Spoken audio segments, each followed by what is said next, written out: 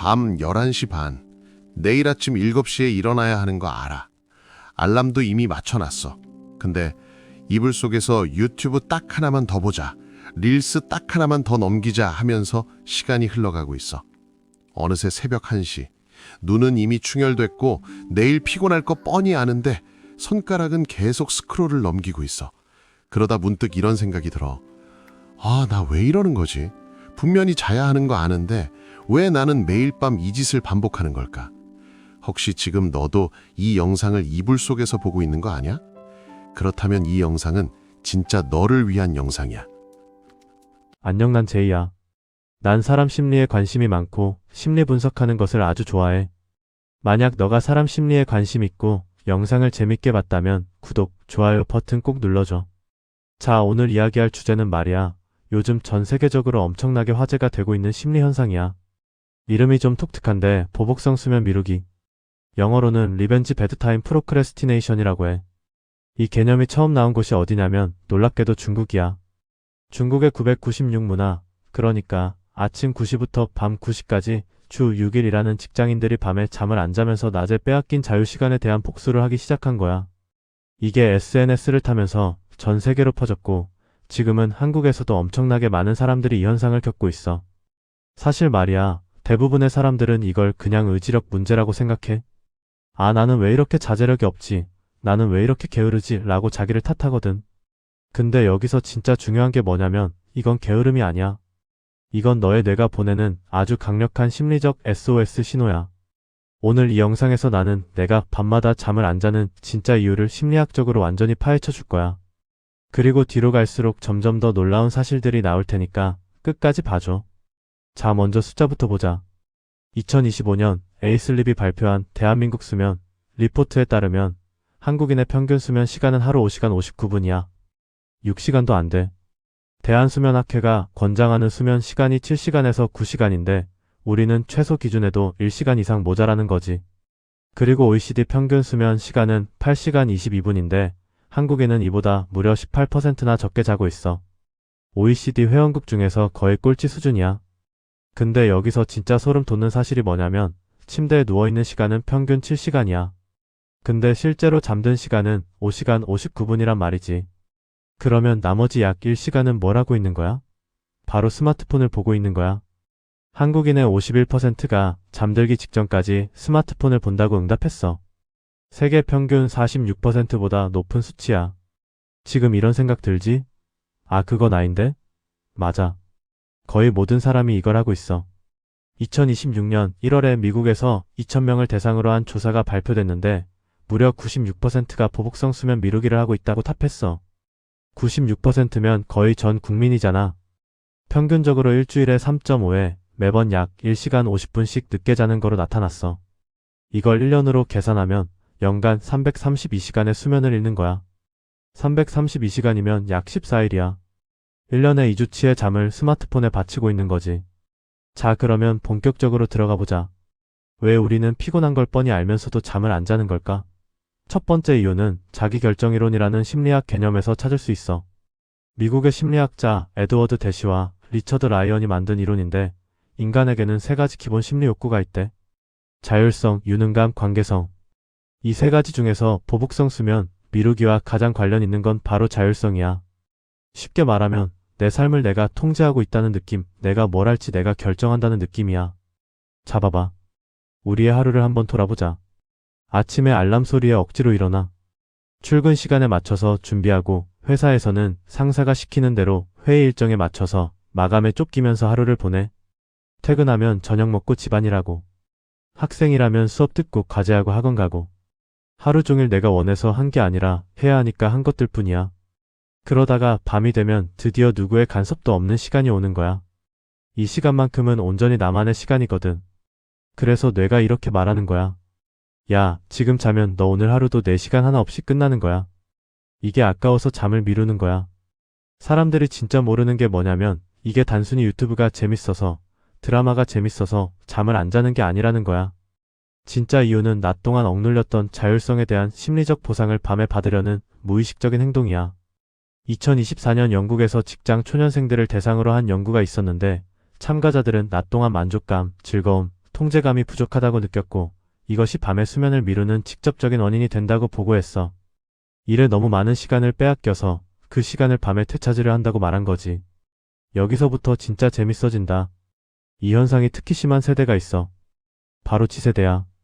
미국 매트리스 회사 아메리슬립이 조사한 결과 G세대의 평균 취침 시간이 새벽 0시 30분이야. 다른 어떤 세대보다 늦어. 그리고 일주일에 평균 4회나 수면을 미루는 것으로 나타났어. 왜 G세대가 특히 심할까? 이유가 있어. G세대는 태어날 때부터 스마트폰과 함께 자란 세대잖아. 틱톡, 유튜브, 인스타그램 이런 플랫폼들이 우리 뇌의 보상 시스템을 자극하도록 설계돼 있거든. 짧은 영상 하나를 볼 때마다 뇌에서 도파민이 소량씩 분비돼. 이게 마치 슬롯머신을 당기는 것과 같은 원리야. 다음 영상은 뭐가 나올까? 이 기대감이 뇌를 계속 깨어있게 만드는 거지. 근데 문제는 여기서 끝이 아니야. G세대 중에서 6시간 이하로 자는 사람들의 48%가 높은 수준의 번아웃을 보고했어. 7시간 이상 자는 사람들은 34%였거든. 수면 부족이 단순히 피곤한 문제가 아니라 정신 건강을 갈아먹고 있다는 거야. 그리고 57%는 늦게 잔 걸 후회하면서도 동시에 그 시간이 자기에게 필요했다고 느낀대. 이게 바로 보복성 수면 미루기의 가장 잔인한 점이야. 그 순간은 만족스럽지만 다음날은 반드시 후회하는 이 악순환의 고리. 자, 여기서 좀 더 깊이 들어가 보자. 뇌과학적으로 왜 밤에 자제력이 떨어지는 걸까? 이걸 이해하려면 전두엽의 기능을 알아야 해. 전두엽은 뇌의 맨 앞쪽에 있는 부분인데 계획을 세우고 충동을 억제하고 장기적인 판단을 내리는 역할을 해. 쉽게 말하면 우리 뇌의 브레이크 역할이야. 근데 이 전두엽이 하루 종일 일하면서 에너지를 다 써버려. 심리학에서는 이걸 자아 고갈이라고 불러. 아침에는 참을 수 있었던 것들이 밤이 되면 참을 수 없는 이유가 바로 이거야. 하루 종일 자제력을 사용한 뇌가 밤에는 충동에 더 취약해지는 거지. 그래서 오늘은 일찍 자야지라고 아무리 다짐해도 밤만 되면 또 스마트폰을 집어드는 거야. 근데 여기서 재밌는 반전이 하나 있어. 최근 연구들은 보복성 수면 미루기가 단순히 자제력 부족이 아닐 수 있다고 말하고 있어. 오히려 이건 감정 조절 전략일 수 있대. 무슨 말이냐면 하루 종일 스트레스를 받은 뇌가 밤에 스마트폰을 보면서 인지적 분리를 시도하는 거야. 일에 대한 생각, 내일에 대한 불안, 이런 부정적인 생각들로부터 도피하기 위해 SNS나 유튜브에 몰입하는 거지. 2024년 한국인의 수면 실태 보고서에서 숙면을 방해하는 1위 요인이 뭐였는지 알아? 심리적 스트레스야. 62.5%나 됐어. 절반이 훨씬 넘는 사람들이 스트레스 때문에 잠을 못 자는 거야. 사실 이건 일종의 자기보호 메커니즘이야. 생각해봐.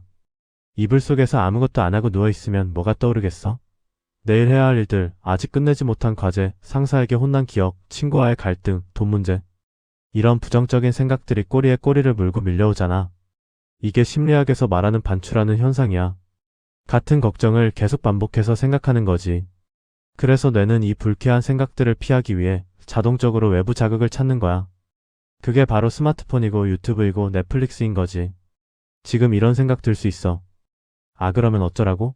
스트레스 안 받고 살 수 있는 것도 아닌데. 맞아.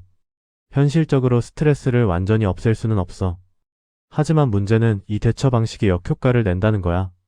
수면 부족은 스트레스 호르몬인 코르티솔 수치를 높여. 코르티솔이 높아지면 불안과 짜증이 늘어나고 그러면 다음날 더 많은 스트레스를 받게 돼. 그러면 밤에 또 잠을 미루게 되고. 이렇게 악순환이 만들어지는 거야. 연구에 따르면 수면이 부족한 사람은 감정 조절 능력이 최대 60%까지 떨어질 수 있대. 그러니까 오늘 밤에 잠을 안 자면 내일의 내가 감정적으로 더 취약해지는 거야. 여기서 한 가지 더 놀라운 사실을 알려줄게. 2024년 통계청이 발표한 생활시간 조사에 따르면 한국인의 수면 시간이 1999년 조사 시작 이래 처음으로 감소했어. 25년 만에 처음이야. 모든 연령대에서 다 줄었어. 그리고 잠을 이루지 못하는 사람의 비율이 7.3%에서 11.9%로 급증했어. 거의 국민 8명 중 1명이 잠을 못 이루고 있는 거야. 반면에 스마트폰이나 전자기기로 여가를 보내는 시간은 5년 전보다 약 2배 가까이 증가했어. 특히 10대와 20대는 여가 시간의 40% 이상을 전자기기 사용에 쓰고 있었어. 이건 우리 사회 전체가 보복성 수면 미루기에 빠져 있다는 신호야. 자, 그러면 더 깊이 들어가 보자. 보복성 수면 미루기에 취약한 사람들의 심리적 특성이 있어. 첫 번째는 완벽주의 성향이야. 완벽주의자들은 낮 동안 모든 일을 완벽하게 해내려고 엄청난 에너지를 쏟거든. 그러다 보면 밤에 에너지가 바닥나면서 자제력이 급격히 떨어져. 두 번째는 높은 책임감이야. 직장에서, 가정에서, 학교에서 늘 남의 기대에 맞추려고 애쓰는 사람들. 이 사람들은 낮에 남을 위해 사는 거나 마찬가지거든. 그래서 밤이 되면 나를 위해 사는 시간이 절실한 거야. 세 번째는 낮은 경계 설정 능력이야. 다른 사람의 부탁을 거절하지 못하는 사람, 야근을 거절하지 못하는 사람, 이런 사람들일수록 보복성 수면 미루기가 심해져. 사람들이 진짜 모르는 게 뭐냐면 보복성 수면 미루기가 사실은 건강한 심리적 신호라는 거야. 뭔 소리냐고? 이건 내 마음이 보내는 경고야. 너 지금 내 삶에서 자율성이 부족해. 너는 너를 위한 시간이 부족해. 너는 내 삶의 주인이 아니야. 라는 신호란 말이야. 문제는 그 신호에 대한 대응 방식이 잘못된 거지. 잠을 줄여서 자유시간을 확보하는 건 신용카드로 쇼핑하는 것과 같아. 지금은 만족스럽지만 나중에 이자까지 붙어서 더 큰 대가를 치르게 되는 거야. 자, 그러면 이 대가가 얼마나 큰지 한번 볼까? 수면 부족이 우리 몸과 마음에 미치는 영향은 상상 이상이야. 하버드 의대 연구에 따르면 하루 6시간 이하로 2주만 자면 뇌의 인지 기능이 이틀 밤을 완전히 세운 것과 같은 수준으로 떨어진대. 근데 무서운 건 뭐냐면 본인은 그 사실을 느끼지 못한다는 거야. 만성 수면 부족은 서서히 진행되기 때문에 마치 서서히 끓는 물 속의 개구리처럼 자기 능력이 떨어지고 있다는 걸 인식하지 못해. 그냥 원래 내가 이 정도지 라고 생각하는 거야. 실은 수면만 충분히 취해도 훨씬 더 똑똑하고 창의적이고 에너지 넘치는 사람이 될 수 있는데 말이야. 그리고 감정적인 영향도 엄청나. 한국의 한 연구에서 수면 시간에 따른 우울 지수를 조사했는데 9시간 이상 자는 사람의 우울 지수가 7.6이었어.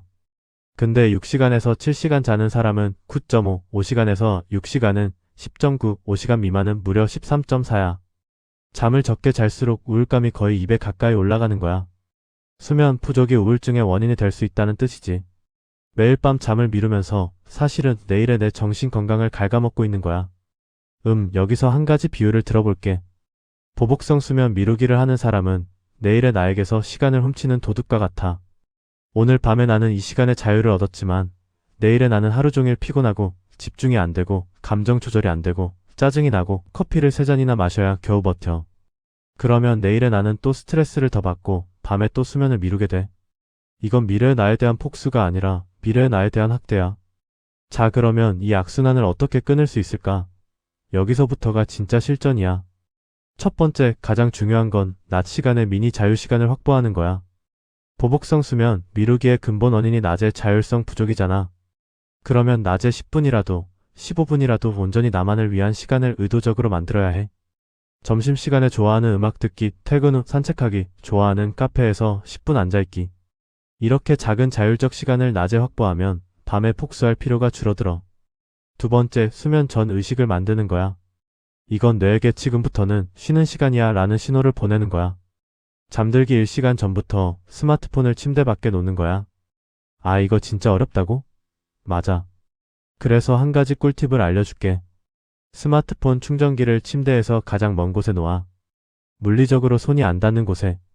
2025년 영국에서 진행된 실험에서 취침 전 스크린 타임을 줄이는 온라인 프로그램을 시행한 결과 참가자들의 수면 미루기 행동이 유의미하게 감소했어. 핵심은 스마트폰과 침대 사이의 물리적 거리를 만드는 거야.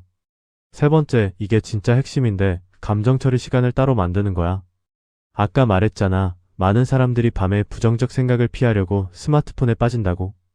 그러면 이 부정적 생각을 미리 처리해버리면 돼. 방법은 간단해. 저녁 8시나 9시에 15분만 걱정 일기를 쓰는 거야. 오늘 스트레스 받은 일, 내일 걱정되는 일, 이런 것들을 다 종이에 적어. 뇌는 생각을 외부에 출력하면 더 이상 그 생각을 반복할 필요가 없다고 판단해. 이걸 심리학에서는 인지적 언로딩이라고 불러. 걱정을 머릿속에서 종이 위로 내려놓는 거야. 네 번째, 보상 대체 전략이야.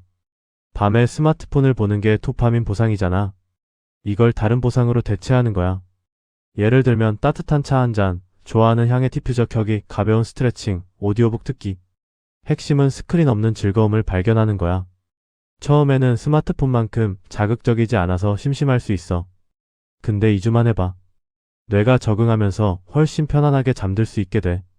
이건 실제로 자기사랑 치료라는 이름으로 연구가 진행됐는데 참가자들의 수면 미루기 수준이 유의미하게 낮아졌어. 5번째, 가장 근본적인 해결책이야. 바로 내 삶의 구조를 바꾸는 거야. 지금 이런 생각 들지? 아, 그게 되면 이미 했지. 맞아. 하루아침에 바꿀 수는 없어. 하지만 작은 것부터 시작할 수 있어. 퇴근 후 항상 하던 야근을 줄여보기, 불필요한 모임 거절해보기, 주말에 하루는 온전히 나만의 시간으로 보내보기. 이렇게 조금씩 낮 시간의 자율성을 회복하면 밤에 폭소할 필요가 자연스럽게 줄어들어. 자, 여기서 마지막으로 정말 중요한 이야기를 하나 할게. 보복성 수면 미루기는 사실 너에 대한 이야기가 아니야. 이건 우리 사회 전체에 대한 이야기야. 2024년 통계청 조사에서 한국인의 의무 시간, 그러니까 일하고 공부하고 집안일하는 시간은 7시간 20분이야. 5년 전보다 19분 줄었어. 반면 여가 시간은 5시간 8분으로 21분 늘었어. 그런데도 수면 시간은 오히려 줄었어. 왜? 여가 시간이 늘었는데 수면은 줄었다는 건 우리가 쉬는 시간을 미디어 이용으로 채우고 있다는 뜻이야. 미디어 이용 시간이 하루 2시간 43분, 전자기기 사용 시간이 1시간 8분으로 5년 전보다 2배 가까이 늘었거든. 우리는 더 많은 여가 시간을 가졌지만 그 시간을 정말로 회복에 쓰고 있지 않은 거야. 이건 개인의 의지력 문제가 아니야. 이건 구조적인 문제야. 우리 사회가 사람들에게 낮 동안 충분한 자율성과 여유를 주지 않기 때문에 사람들이 밤에 자기 시간을 되찾으려 하는 거야. 그리고 스마트폰과 소셜미디어는 이 취약한 심리를 정확히 겨냥해서 설계돼 있어. 끝없이 스크롤되는 피드, 자동 재생되는 다음 영상, 이런 것들이 우리의 보복 심리를 이용하고 있는 거지. 그래서 나는 너에게 이렇게 말하고 싶어. 밤에 잠 못 자는 너, 그건 내가 게으른 게 아니야. 그건 내가 약한 게 아니야. 그건 내 마음이 나한테 자유를 줘라고 외치고 있는 거야. 그 소리를 무시하지 마. 대신 그 자유를 밤이 아닌 낮에 찾아줘. 잠을 줄여서 되찾는 자유는 진짜 자유가 아니야. 그건 내일의 나에게 빚을 지는 거야. 진짜 자유는 충분히 자고 건강한 몸과 맑은 정신으로 내가 원하는 것을 선택할 수 있는 힘에서 나오는 거야. 오늘 밤 이 영상을 다 보고 나서 스마트폰을 내려놓아봐. 그리고 눈을 감으면서 이렇게 말해봐. 내일의 나에게 선물을 주는 거야 라고. 오늘 밤의 1시간이 내일의 너를 완전히 다른 사람으로 만들어줄 거야. 나는 내가 할 수 있다고 진심으로 믿어. 이 영상이 조금이라도 도움이 됐다면 구독이랑 좋아요 한 번만 눌러줘. 그게 나한테 정말 큰 힘이 되거든. 그리고 지금 이 영상을 이불 속에서 보고 있는 사람이 있다면 댓글에 손 들어봐. 너 혼자가 아니야. 우리 다 같이 건강한 수면 습관 만들어보자. 그럼 다음 영상에서 또 만나자. 안녕.